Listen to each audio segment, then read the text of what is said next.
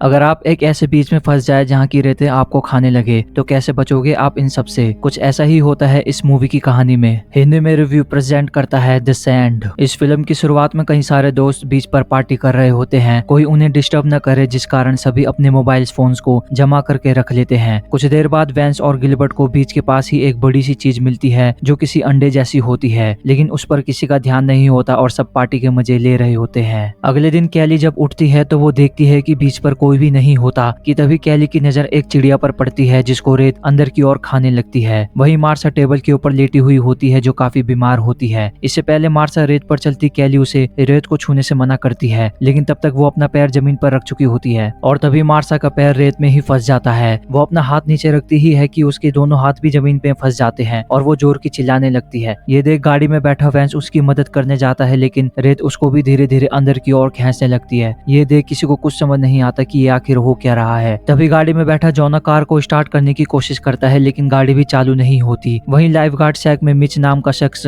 Veins की मदद करने के लिए उसके पास कुछ सामान फेंकता है, पर तब तक जमीन से निकले जीव वेंस के आधे चेहरे को खा चुके होते हैं और देखते ही देखते वो क्रिएचर वेंस को रेत के अंदर खींच लेता है। उन सबको तो यकीन ही नहीं हो रहा होता है कि सुबह सुबह उन्हें ये देखना पड़ा कि सैंड उनके दोस्तों को खा गया। तभी चैंडा मदद बुलाने के लिए फोन करने का सोचती है, लेकिन उन्हें याद आता है कि कल रात को ही सबने अपने फोन गाड़ी के डिग्गी के अंदर रख दिए थे ताकि सब पार्टी को एंजॉय कर सके। और तो और पार्टी में गाड़ी के हेडलाइट्स चालू रखने के कारण कार की बैटरी भी डेड हो चुकी होती है। तभी कैली सैंड को बिना छुए देखती है कि कैसे जमीन से जीव निकलकर खाना खोज रहा होता है। वहीं गिलबर्ट को होश आता है तो वो खुद को एक ट्रैश कैन के अंदर फंसा हुआ पाता है। पिछली रात पार्टी में सबने प्रैंक करके उसे एक डस्टबिन में डाल दिया था। वो सभी गिलबर्ट को हिलने से मना करते हैं, यह कहकर कि जमीन के अंदर कुछ है जो वेंस और मार्सा को खा चुका है, और उसका हौसला बढ़ाते हुए कहते हैं कि 2 घंटे में यहाँ कोई मदद करने के लिए जरूर आएगा। वहीं कैली को लाइफ गार्ड सैक के अंदर एक मैच बॉक्स मिलती है जो उनके काम आ सकती है, और मिच को सनस्क्रीन जो सीधा वो धूप में बैठे बाहर सबको देते हैं ताकि उनकी स्किन ना जले। सब फिर याद करने लगते हैं कि आखिर कल रात को ऐसा हुआ क्या था जो ये सब हो रहा है, और तभी उन सबको पता चलता है कि शायद बाकी लोगों को भी वो सैंड निकल चुका है। ये जानने के बाद सभी रोने लगते हैं। तभी कैली को दूर एक एग सेल मिलता है जो उन्हें कल रात को मिला था, लेकिन सेल को टूटा हुआ देख उन्हें लगता है कि शायद कोई जीव उसके अंदर से निकलकर सैंड के अंदर गया होगा। उस क्रिएचर का शेप साइज का अनुमान लगाने के लिए फिर कैली हॉट डॉग्स को सैंड पर फेंकती है ताकि उन्हें पता चले कि कितनी दूर तक ये फैला हुआ है। तभी एक जगह हॉट डॉग फेंकने पर उन्हें पता चलता है कि वहाँ जीव मौजूद नहीं है, तो बिना समय गवाए जोना उस रास्ते की ओर बढ़ता है जहाँ वो 2 सर्फ बोर्ड को लेकर रास्ता बनाता है और एक टेबल के पास पहुंच जाता है। लेकिन उसके टेबल पर पहले पैर रखते ही सर्फ बोर्ड स्लिपरी होने लगता है। दरअसल सर्फ बोर्ड को नीचे से वो जीव हिला रहे होते हैं, जिस कारण जोना एक ऐसी पोजीशन में आ जाता है कि अब उसके लिए खुद को बचाना भी मुश्किल हो रहा होता है। तभी रेत में से वो जीव बाहर निकलकर जोना को खाने लगता है, लेकिन खुद को बचाकर जोना टेबल के ऊपर आ जाता है। उस जीव ने जोना के पेट पर ऐसा दर्दनाक हमला करा होता है कि जिस कारण उसके पेट पर एक दर्दनाक घाव का निशान बन जाता है। लेकिन सबके हौसला देने पर जोना को फिर दर्द से थोड़ी राहत मिलती है, और तभी वो टेबल पर रखे बैग को चेक करने लगता है जिसके अंदर खाने का सामान होता है। उसमें से एक बनाना नीचे गिर जाता है तो जोना जल्दी से उसे उठा भी लेता है, और तभी जोना को पता चलता है कि वो जीव आग जले राख के ऊपर नहीं आ रहे हैं। ये जानने के बाद वो सीधा सामने आग से जले राख के ऊपर ही कूद जाता है और वो बच भी जाता है। फिर सबको पता चलता है कि उन जीवों की कमजोरी आग होती है, लेकिन उस जीव ने जो घाव जोना के पेट पर कर दिया होता है वो अपना असर दिखाना शुरू कर रहे होते हैं। कैली फिर जोना का हौसला बढ़ाते हुए उसे बैग में रखे सामान को देखने को कहती है, जिसके अंदर ड्रिंक्स कैन और बोतल होती है जो वो सीधा सभी को दे देता है, और तभी जोना के पेट पर हुआ घाव और इन्फेक्टेड होने लगता है, जिस कारण जोना को बहुत पेन हो रहा होता है। कैली उसे फिर टेबल पर रेस्ट करने को कहती है। कुछ देर बाद उन्हें पता चलता है कि वो जीव धीरे धीरे ऊपर की ओर बढ़ रहे हैं। अगर उन्होंने कुछ नहीं किया तो वो उनका शिकार बन जाएंगे। तभी गिलबर्ट उन्हें फोन का यूज करने को कहता है जो गाड़ी के डिग्गी के अंदर रखे हुए होते हैं।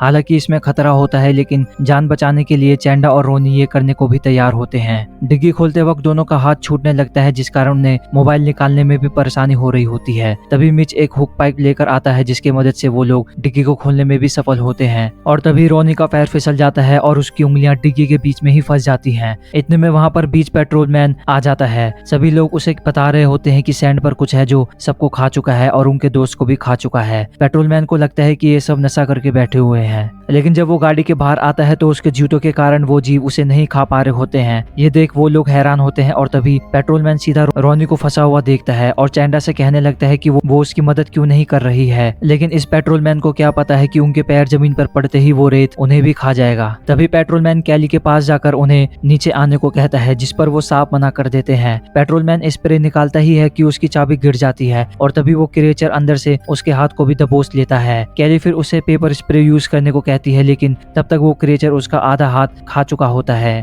और तभी वो क्रिएचर पेट्रोलमैन को पूरा नीचे की ओर खींचने लगता है। कैली फिर वहीं पड़े पेपर स्प्रे को अपने पास रख लेती है काम आने के लिए। मिच को फिर आइडिया आता है कि वो अपने पैर को कवर करके इन सब से बच सकता है, ठीक जैसे उस पेट्रोलमैन के पैर कवर थे, और कहने लगता है कि वो बहुत तेज है, इतना तेज कि वो पानी में भी भाग सकता है, और कहता है कि वो सबको यहाँ से बचा भी लेगा। मिच फिर तेजी से चैंडा से टॉवल मांगता है अपने पैर को ढकने के लिए और तभी टॉवल को तेजी से पकड़ने के चक्कर में वो नीचे गिर जाता है। बाकी का काम अपने आप सैंड के नीचे वो क्रिएचर तेजी से करने लगते हैं और क्रिएचर धीरे धीरे उसके सभी शरीर को खा जाता है। इससे पहले वो जीव उन्हें धीरे धीरे कर खा जाता, कैली रेलिंग को तोड़कर चैंडा के पास फेंकती है रास्ता बनाने के लिए और सीधा गाड़ी के ऊपर कूद जाती है। फिर फंसी हुई रोनी के हाथ को दोनों मिलकर निकालते हैं और उसके हाथ पर कपड़े को लगा देते हैं। दोनों फिर रेलिंग का इस्तेमाल करके टेबल तक जाने का रास्ता बनाते हुए आगे बढ़ते हैं। कैली और चैंडा टेबल तक पहुंच जाती है, लेकिन रोनी धीरे धीरे आ रही होती है और रास्ते पर पहुंचते ही अपने हाथ से खून को बहकर देख वो बेहोश होने लगती है। तभी कैली सैंड पर पेपर स्प्रे लगा देती है, जिस कारण वो जीव रोनी के पास नहीं आते, लेकिन जब वो उसे ऊपर की ओर उठा रहे होते हैं तो वो जीव रोनी को सीधा जमीन के अंदर ही खींच लेता है और वो वहीं मारी जाती है। चैंडा फिर मिच के आइडिया को इस्तेमाल करके अपने पैर पर कपड़े को लपेटती है और सीधा भागकर पेट्रोलमैन के कार के ऊपर आ जाती है। ये देखने के बाद सभी खुश होते हैं कि अब वो बच जाएंगे और तभी गिलबर्ट के शरीर से निकले खून को सूंघकर वो जीव उसे खाने आ रहे होता है और तभी माहौल एकदम शांत हो जाता है और गिलबर्ट कहता है कि शायद वो क्रिएचर यहाँ से चला गया। तभी फिर वो क्रिएचर गिलबर्ट को ट्रैश कैन के नीचे से ही खाने लगता है और देखते ही देखते वो क्रिएचर गिलबर्ट को पकड़कर जमीन के अंदर ही खींच लेता है और वो भी वहीं मारा जाता है। क्रिएचर फिर गाड़ी को पकड़कर जोर की हिलाने लग जाता है, जिस वजह से चैंडा गाड़ी के ऊपर ही गिरकर बेहोश हो जाती है। रात होते होते फिर चैंडा को फिर होश आता है और कैली उसे गाड़ी को चेक करने को कहती है कि कुछ सामान मिल जाए काम आने के लिए। चैंडा को वहीं एक एयर मैट्रेस मिलता है, जिसकी हेल्प से जोना और कैली गाड़ी में आ सकते हैं। तभी वो दोनों राख के ऊपर खड़े होकर सीधा मैट्रेस की ओर आते हैं। जोना और चैंडा गाड़ी के अंदर बैठ जाते हैं और कैली भी अंदर आ जाती है कि तभी वो क्रिएचर भूकंप लाकर जमीन हिलाने लग जाता है, जिस कारण कैली बाहर मैट्रेस पर ही गिर जाती है। फिर वो जीव बाहर आकर अपने विशाल टेंटिकल से उन पर हमला करने लगता है। उस क्रिएचर से बच बचाकर कैली कार के ऊपर आ जाती है, जहाँ उसे गाड़ी के पीछे 2 गैस मिलते हैं, जिसको वो निकालती है, पर वो क्रिएचर गैस कैन को ही हवा में कहीं दूर फेंक देता है। कैली फिर दूसरे गैस कैन को उठाकर नीचे जमीन पर उस क्रिएचर के ऊपर छिड़क देती है और जो शुरू में उसे लाइफ गार्ड सैक से मैच बॉक्स मिली थी, उसकी मदद से वो उस क्रिएचर को आग जला देती है।